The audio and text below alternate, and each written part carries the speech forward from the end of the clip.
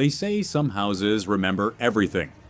Even after the owners move out, even after years pass, the walls keep secrets. This is the story of what happened to me in a small town outside Bridgeport, Connecticut, in a house that still haunts me to this day. It wasn't just a haunting. It was an awakening. And it all began when I moved into a seemingly normal house on Ridgefield Road. In 1993, I was looking for a new start. My job as a freelance writer let me work remotely, so I wanted to get out of the city noise and find a place that gave me peace. I came across an old colonial-style house in a quiet suburb just outside Bridgeport. It was dated but well kept, with white siding, green shutters, and a long gravel driveway shaded by overgrown oak trees. The price was almost too good to be true. When I asked the real estate agent why, she hesitated. Well, the previous owners had some experiences, but nothing you'd have to worry about, she said with a nervous smile. I should have walked away, but instead I signed the papers. The first week was blissful. Birds chirping in the morning, long walks with my dog Max in the evenings, and the quiet hum of the wind brushing through the trees. But that peaceful calm didn't last long. The back door would open by itself in the middle of the night.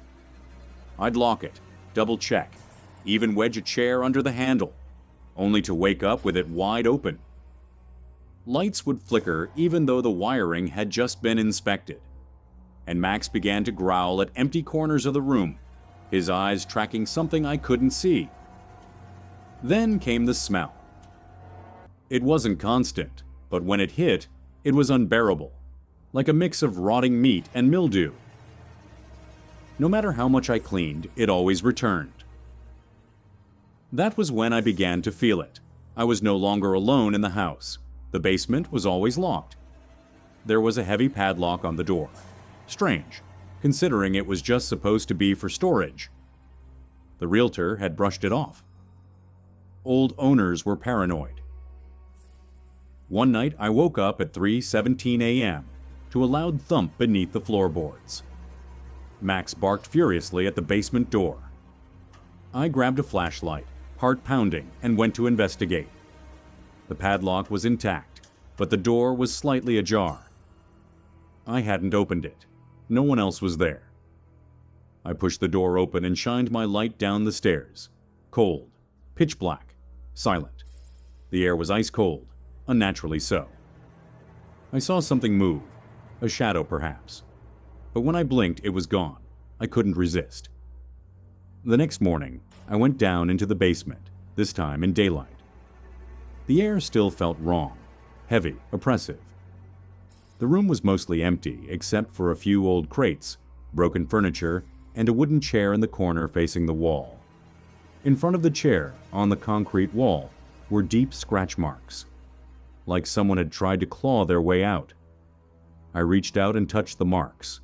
They were real. Suddenly, I felt something brush past my shoulder. But when I turned around, no one was there. That night, I dreamed of a man sitting in that chair, crying, bleeding, and whispering something over and over, "It won't let me leave." The next few nights were the worst. I kept waking at 3:17 a.m., like clockwork. And then one night, I saw her. A young girl standing in the hallway.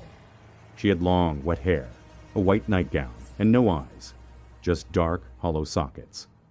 She didn't move, didn't blink, just pointed toward the basement. Max barked so loudly it startled me out of my trance, and the girl vanished. I checked the hallway. Nothing. But the smell was back, stronger than ever. I went to the local library and started digging. The house had belonged to the Carmichael family in the late 1960s. George Carmichael was a troubled man. Neighbors often reported screams and fights, but no action was taken. In 1968, police were called after the house went silent for days. They found George's wife and daughter dead in their beds. Both had been poisoned. George was found hanged in the basement, sitting in the same chair I had discovered. The case was buried. The house was sold quietly. No one talked about it, until now. The house didn't want me to leave. I began hearing voices in my head. I stopped eating. I couldn't sleep. One night, I woke up standing in front of the basement door, key in hand, about to unlock it. I didn't remember getting out of bed. I felt like I was becoming George. His memories, his rage, his despair. They were seeping into me. I screamed, threw the key down, and collapsed. That night, the house tried to finish what it started. I woke to smoke. The smell of burning wood. The basement door was open. Flames were licking up the stairs. I grabbed Max and ran outside, coughing, eyes stinging. But when I looked back, the house wasn't burning. There was no smoke, no fire, just the basement door swinging slowly shut. The next morning, I packed everything and left. I didn't even wait to sell the place. I signed the deed back to the bank and never looked back. The house still stands today. People come and go, but no one stays long. Some leave in the middle of the night, and every once in a while someone swears they saw a little girl in the hallway, just standing there, pointing. It took me years to recover. I still wake up at 3:17 a.m. sometimes, heart racing. I never figured out why the house chose me, or why it waited so long to show itself. But I know one thing. Some places hold on to pain. They feed on it, grow stronger with it. And sometimes they want you to join them. They always say, "Don't buy the first house you fall in love with." I wish I'd listened. My name is Aaron Blake, and in 2011, I moved into a charming colonial-style home on Maple Street in a quiet town called Harrington, Maine. I was 28 years old, newly promoted, and proud of finally owning property. It was supposed to be the beginning of something great. But within 3 months, that house nearly broke me. Mentally, emotionally, even physically. Because something was already living there. And it didn't want company. Maple Street looked like something out of a postcard. Tall maple trees, quiet neighbors, birds chirping in the morning. My house was a 2-story colonial built in 1914. White exterior, black shutters, a creaky porch swing. It had charm. On the day I moved in, I noticed something odd. The upstairs hallway felt colder than the rest of the house. I chalked it up to poor insulation. Old houses do that, but the cold never went away. Even with the heating cranked, that hallway stayed frigid, and I started hearing whispers there, very faint, like someone saying my name. I thought I was just adjusting to living alone. One night, I woke up around 2:30 a.m. I had this urge to look toward my bedroom door, and standing there, half in the shadows, was a man, tall, wearing an old-style fedora hat and trench coat. I couldn't move. My body felt like it was pinned to the bed. I blinked, and he was gone. I didn't sleep the rest of the night. I told myself it was sleep paralysis, a trick of the mind, until it happened again and again. And then I started hearing him walking around upstairs when I was downstairs. There was a small room upstairs at the end of the hall. The door was always locked. The realtor said it was just storage, and I didn't think much of it. But one night, I heard banging coming from inside. 3 loud knocks. Boom, boom, boom. I grabbed a screwdriver and forced the lock. The room was empty, except for a child's rocking chair, facing the window. And it started rocking, slowly, back and forth. No breeze, no explanation. I closed the door and never opened it again. My mental state deteriorated fast. I was hearing whispers all the time now. Sometimes laughter, sometimes crying. Lights flickered. The kitchen faucet turned on by itself. I found scratch marks on the walls I didn't remember making. Then the dreams began. Always the same. I'm walking down the upstairs hallway. It's dark. At the end is the man in the fedora, smiling. Behind him, the rocking chair moves by itself, and then I wake up, heart racing. One night, I woke to find all the chairs in the dining room turned to face the hallway.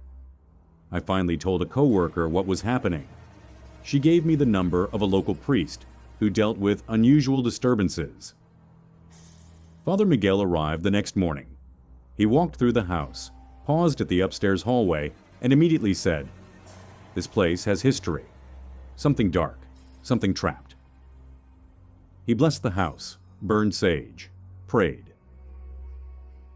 For a few days, things calmed down, until the night I heard a deep growl in my closet.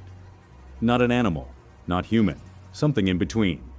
I went to the town records office. Turns out the house belonged to a man named Elias Crow in the 1940s. He was a preacher who went insane. Neighbors reported hearing him perform strange rituals at night. He locked his own daughter in the upstairs room for weeks, claiming she was possessed. She died in that room. No one found her body until years later.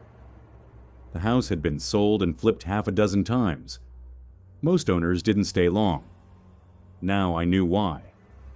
The final straw came on a rainy Thursday night. I woke up to the sound of every door in the house slamming shut at once. Then came the footsteps, rushing up and down the hall, and then the screaming, a woman's voice, and a little girl sobbing.